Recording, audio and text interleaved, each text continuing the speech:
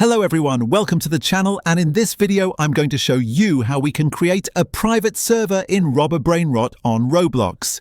It's actually very simple and the steps we need to follow are very easy. First we're going to go to the Roblox page, and here what we're going to do is search for the game we all want, in this case Brainrot.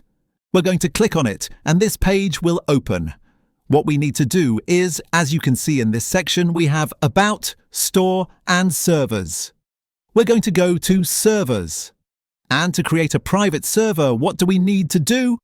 We need to purchase 79 Robux, because this is the only way that will allow us to create a private server. As you can see, each server costs 79 Robux.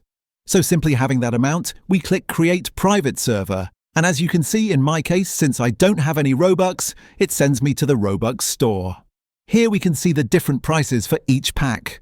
Once we've made the purchase, we'll obviously be able to create a private server without any problem, and we can do this both on PC and on our mobile device. Now to do this on our phone or mobile device, in this case I'm using a tablet, we're going to follow the same steps.